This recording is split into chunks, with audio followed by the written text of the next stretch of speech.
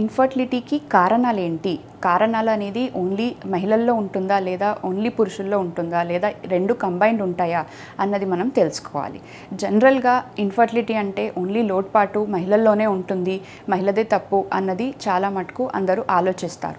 అది కరెక్ట్ కాదు. ఎందుకు అంటే మహిళల కారణాలు, పురుషుల కారణాలు రెండు ఈక్వల్గా అరౌండ్ 30 to 40% అయితే ఉంటాయి. సో మహిళల్లో వచ్చేసి ఒకటి ఇబ్బంది, రెగ్యులర్గా పీరియడ్ రాకపోయిన పేషెంట్స్ అయినా సరే, రెగ్యులర్గా అండం అనేది తయారయ్యి విడుదల అవ్వకపోవడము, లేదా ట్యూబ్లో ప్రాబ్లం ఉండడము, లేదా గర్భసంచికి సంబంధించి కొన్ని ప్రాబ్లమ్స్ అనేవి ఉంటాయి. కొంతమందికి గర్భసంచి పుట్టుకతో షేప్ అనేది నార్మల్గా ఉండకపోవచ్చు.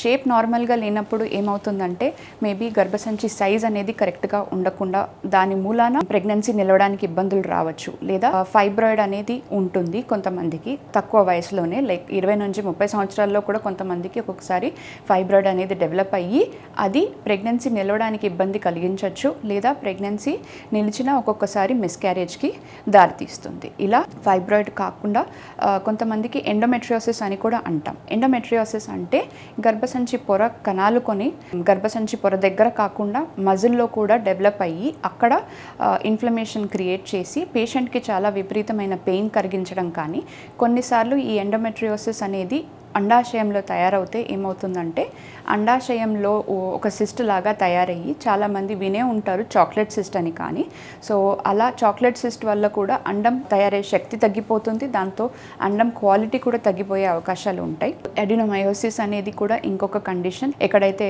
అడినోమయోసిస్లో యూజువలీ గర్భసంచి సైజ్ ఎక్కువగా పెరిగిపోయి హార్మోన్స్ అనేవి ఇంబ్యాలెన్స్ జరిగి దాని మూలాన పేషెంట్కి సివియర్ పెయిన్ రావడం అండ్ అది కూడా ఇన్ఫర్టిలిటీకి దారితీసే అవకాశం ఉంటుంది. సో ఇలా గర్భసంచికి సంబంధించి కొన్ని కారణాలు, అండాశయంకి సంబంధించి కొన్ని కారణాలు. అండాశయంకి అండం విడుదల అవ్వడమే కాకుండా దీన్ని ఓవ్యులేటరీ డిజార్డర్ అంటారు, విడుదల అవ్వకుండా ఉండడాన్ని. కొంతమందికి పీసీఓడి కూడా ఉంటుంది.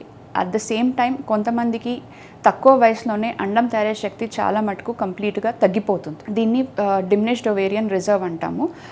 ఏదైతే మహిళ అట్లీస్ట్ 25 to 30 ఇయర్స్లో కొంతమందికి పీరియడ్ ఆగిపోయే టైంలో తగ్గిపోయేంత అండం తయారయ్యే శక్తి కూడా తగ్గిపోయి కణాలు చాలా తక్కువగా ఉండి, ఏఎంహెచ్ తక్కువ ఉండి, అండం క్వాలిటీ తక్కువగా ఉండే అవకాశాలు కూడా ఉంటాయి. స్కానింగ్ చేసినప్పుడు మనం అండం తయారయ్యే శక్తి యాంట్రల్ ఫాలికల్ కౌంట్ ద్వారా ప్లస్ బ్లడ్ టెస్ట్ ఏఎంహెచ్ అన్న బ్లడ్ టెస్ట్ ద్వారా మనం చెక్ చేసి తెలుసుకోవచ్చు అండం తయారయ్యే శక్తి ఎలా ఉంది అన్నది. సో మహిళల్లో ఈ కొన్ని కారణాలు ఉంటాయి. మేల్స్లో అయితే ఫస్ట్ మనం బేసిక్గా సీమెన్ అనాలిసిస్ చేపిస్తాము. దాంట్లో కౌంట్ ఇవి ఎలా ఉన్నాయి చూసుకొని కౌంట్ తక్కువ ఉంటే కనుక కారణం ఏంటి అన్నది తెలుసుకోవడానికి యూజువల్గా హార్మోన్ పరీక్షలు చేపిస్తాము.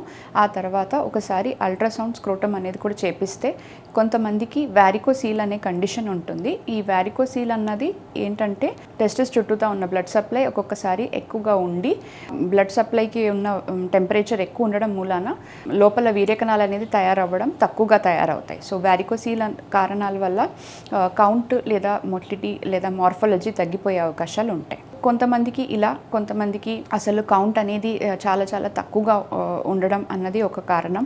కొంతమందికి కౌంట్ అసలు లేకపోవడం, జీరో కౌంట్ ఉన్నదాన్ని కూడా ఎజోస్పర్మియా అంటారు. సో అలాంటి వాళ్ళు కూడా ఇన్ఫర్టిలిటీకి దారితీస్తుంది.